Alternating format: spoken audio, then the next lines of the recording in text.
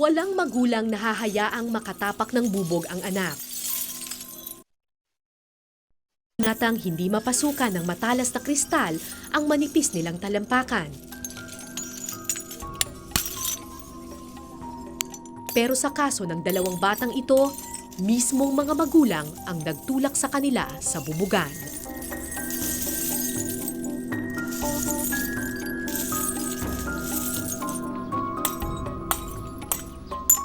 Mahigit 2 buwan nang nagtatrabaho sa isang bubugan sa gitnang Luzon ang magkapatid na Melay at Joselito.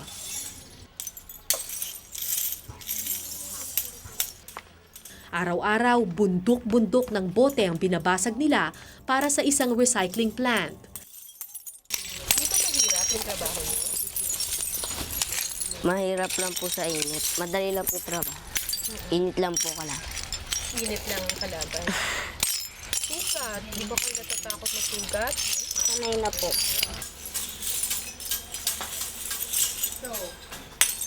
Ang nanay nila ang nagpasok sa kanila sa bubugan. 7 taon na niya itong trabaho. Kung siya raw ang tatanungin, tutol daw siya sa pagbububog ng mga anak. Naawa naman sila sa akin. Bakit daw? Wala naman magbibigay sa amin.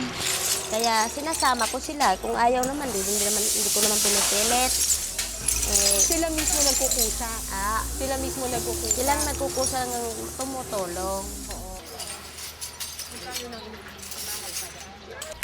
Pakyawan ng sistema sa bubugan. Mas marami kang natitiktik na bubog, mas malaki ang kita.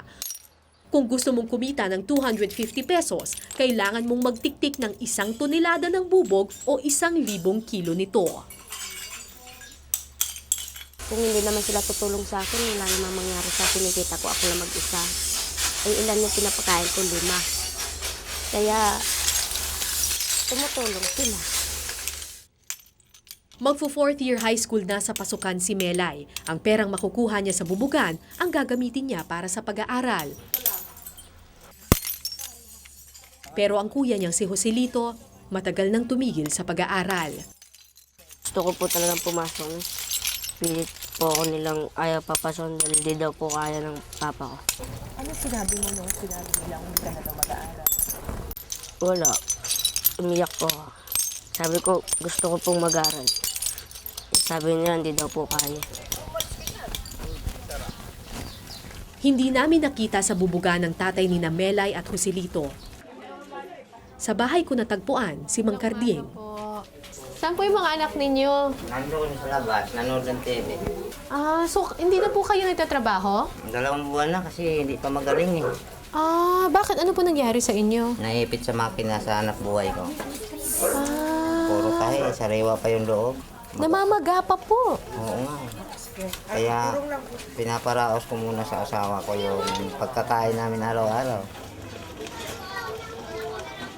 Buong araw na nasa bahay si Mang Carding, nagpapahinga, nagluluto, nag-aalaga ng mga bata, umaasa sa biyayang dala ng asawa at mga anak.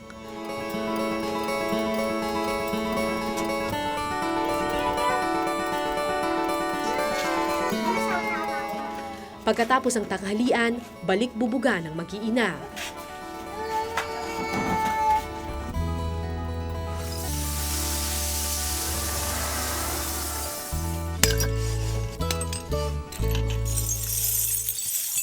Malinaw sa kanila na delikado ang kanilang trabaho. Hindi mo maiiwasang masugatan. Matalas ang maliliit na kristal na sumasabog sa harap ng mga mata.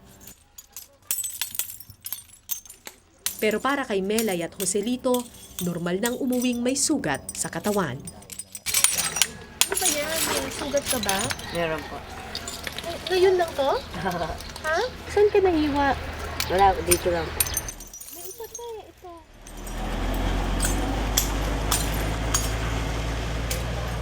Noong nakaraang taon, naglunsad ng kampanya laban sa child labor ang mga pulis. Isa si Joselito sa mga nahuli. Bawal daw bata. Sabi ko, 15 anos na ho yan, maki-15. Bawal daw bata. Sabi po sa amin, wag na daw po kami bumalik doon. Pag bumalik pa ho kami, huli na po talaga kami. Bumalik pa po kami. Ba't ka pa rin bumalik? Di naman po kami nahuli. Ba't kayo bumalik ulit? Eh, pinag-awalan na kayo. Wala po kasi ano eh. Maray. Matapos ang ilang oras na investigasyon sa munisipyo, kinabukasan, balik bubog na naman si Joselito. 4 na bubugan na ang pinaglilipat-lipatan nila para hindi mabuking ng otoridad at patuloy na makapagtrabaho. So, sa tingin mo, so yung pagtatrabaho ng bata sa bubugan, tama ba o mali? Mali po yun. Bakit mali? Hindi mo po dapat magtrabaho mga bata. Ang ano lang po mga bata mag-aral. Eh, ba't kayo nandito? Wala po. Pere. Pang-aral eh.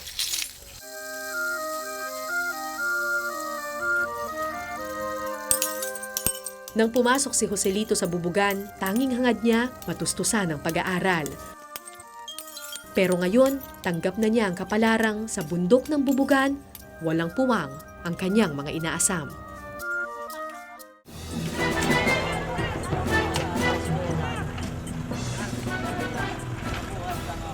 Madaling araw, inabangan namin ang bagsakan ng basura sa isang karatig na bubugan.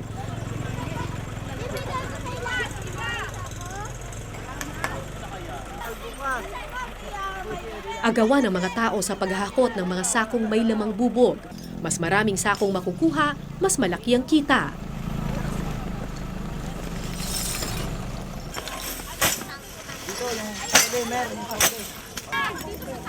Sa tuktok ng truck, 2 bata ang aming nakita. Ang dalagitang si Christine at ang 11 anyos na si Ninito. Matiyagang naghihintay naman sa ibaba ng truck ang kanilang ama.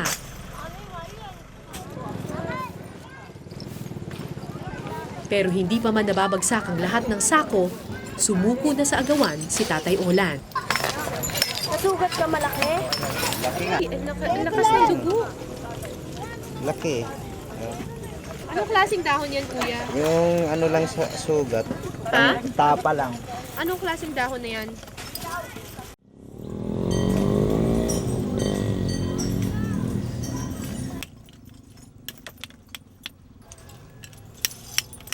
Di gaya sa mga recycling plant na puro bubog lang ang dumarating, sa mga bubugan tulad nito, may kahalo pang basura ang mga boteng babasagin. Kailangan ihiwalay ang mga boteng klaro at dekulor at ang mga tansan at straw. Kaya kung ako lang, konti lang kikitain ko. Magkano lang ang kikitain pag kayo lang? Ano lang, minsan 140, 150, ganyan. Depende nga sa lakas mo dyan maggawa eh. Yung ibang mabilis, nakakarami sila. So yung mga bata, bakit po kailangan silang dalhin dito? Eh, para makadagdag ng kita.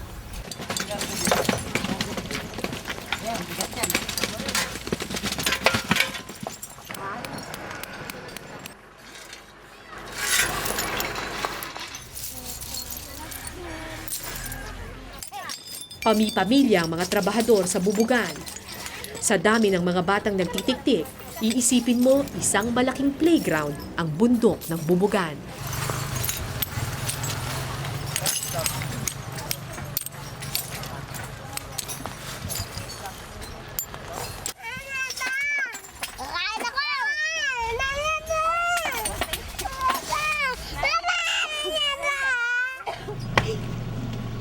Ganito rin nagsimula ang magkapatid na Christine at Ninito. Pasama-sama sa magulang, palaro-laro, saling pusa noong umpisa, pero kalaunan, Bakit kayo nandito sa bubugan? Para po may pambiling bigas. Bakit? Hindi ba kaya nila tatay? Hindi po. Eh, saan napupunta yung pera nila tatay? Binabayad po sa utang. Magkano po ba yung utang ninyo? Sa tindahan po minsan 600. Tapos sa 5-6 pa po. Magkano yung utang sa 5-6? 3,000 po. Kung ako tatanungin talaga sa ano, mga ano ko talaga silang hindi pwedeng magtrabaho. Dahil mga bata pa eh. Kaso kulang sa kita. Pinapatigil ko na nga, sabi niya, sayang din, makakatulong sa inyo. Pero hindi ko naman inayaya na magtrabaho. Oo. Talagang naano lang nila, mag-iipon daw sila ng pangpasok. Pambili ng notebook. Ilang taong natigil sa pag-aaral ang magkapatid. 11 na si Ninito pero hanggang ngayon nasa grade 2 pa rin. Ngayong bakasyon, naisip nila kung hindi sila kayang pag-aralin ng mga magulang, sila na ang gagawa ng paraan. Magkano ba yung kailangan mong pera para makapag-aral ka sa susunod na pasukan? Siguro po mga 3. Anong 3? 3,000 po. 3,000. Kasi po yung card pa po namin tutubusin eh. Mahigit 2,000 piso pa raw ang kailangan nilang kitain, marami pang bote ang babasagin. Habang nagtitiktik, napansin ko ang malalim na sugat sa paa ni Christine. Nandito po ako, bubuhatin ko po sana yung sako, tapos pagbuhat ko po sumabit itong paa ko. Oo. Tapos, Tapos nasugatan po. anong ginawa mo? Ginamot po ng dahon. Na? Yung dahon po. Yung Patingin. Yung Ito nagtitimbang. namang isa. Yung nagtitimbang po, nadaganan na sako. Bago lang Bago po. lang yan ah. Ba't tuloy ka pa rin sa pagtatrabaho kahit na nasugatan ka na? Hindi naman pala, malayo naman po yun sa bito. Ay,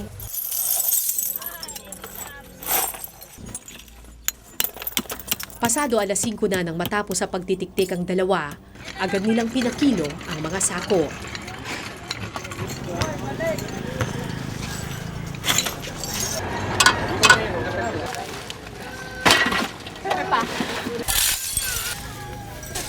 Ano be? 355 kilos.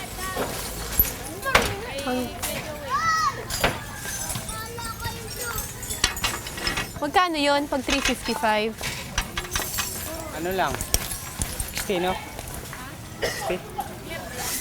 Blue. 60, no? Magkano? 60 pesos. 60 pesos. So parang 10 piso isang sako lang. Ganon. Madilim na nang makauwi sa bahay ang mag-aama. 30 pesos lang ang kinita ni Christine nung araw na iyon. Agad niya itong hinulog sa kanyang alkansya, kasama ang dasal na sana tulungan sila ng munting Santo Niño sa kanilang kalbaryo. pagkatiktik ko po ng malakas, tumalsik po sa mata ko. Tapos, Anong tumalsik sa mata mo? bubog po.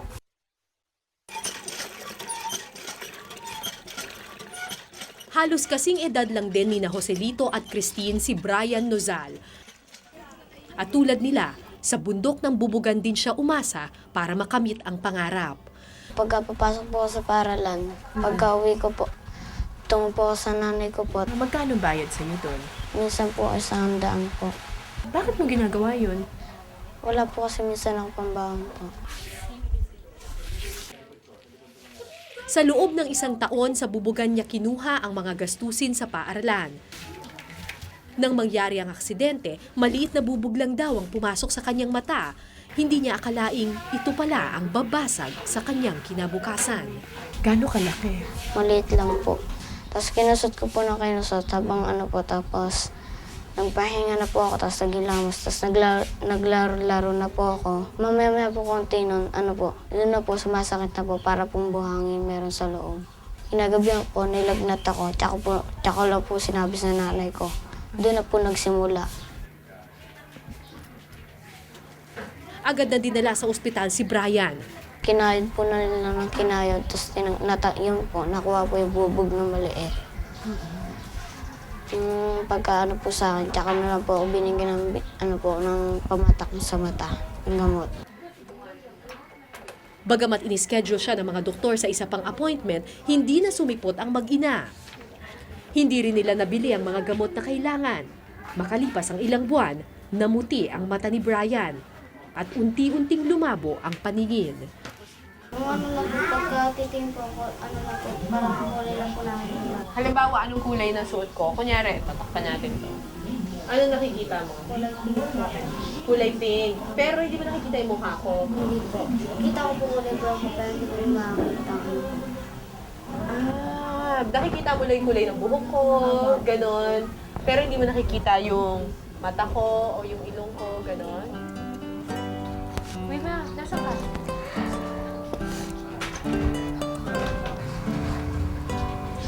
Pangarap ni Brian na maging arkitekto balang araw. Pero sa tuwing papasok siya sa eskwelahan at susubukang gumuhit at magsulat, nahihirapan ang bata. Pagpasok ko, inaasar po ako ng mga klase ko. Ano sinasabi sa'yo? Ano po, one eye po. Halos 1 taon nang lumipas mula noong aksidente sa bubugan. Kinalimutan na ni Brian ang bubugan. Pero sa tuwing titingin siya sa salamin, bumabalik ang hinanakit. Hala po, naiiyak lang po ako. Sino sinisisi mo dito sa pangyayaring ito? Wala po. Sarili ko naman po may gawa kasi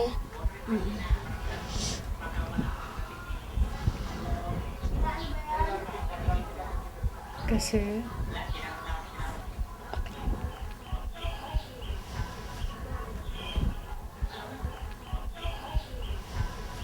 Matagal na nangyari yan, di ba? Bakit nahihiya ka pa rin? naalala ko pa po. Nangyari sa akin.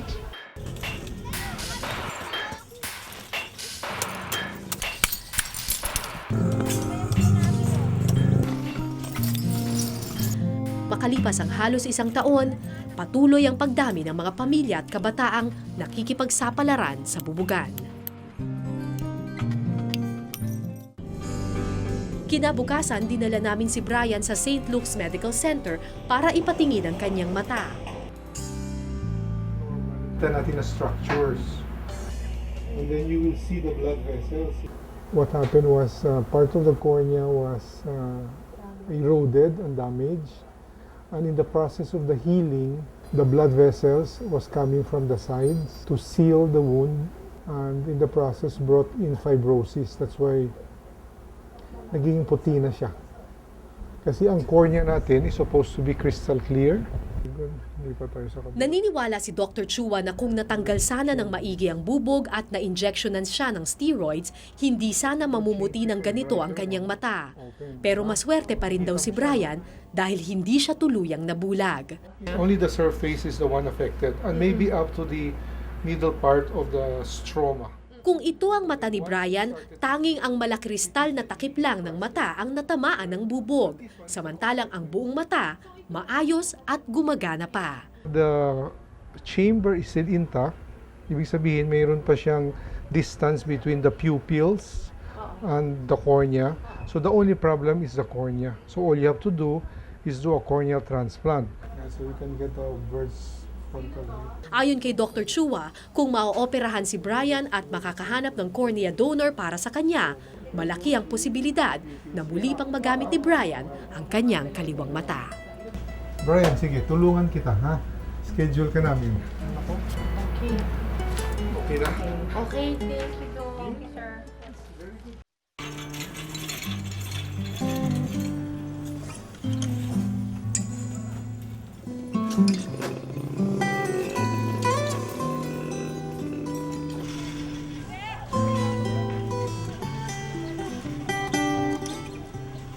Walang magulang na gustong masugatan ang anak. Walang magulang na naghahangad ng kapahamakan. Walang magulang na mag-aasam na ilapit ang mga anak sa bubugan.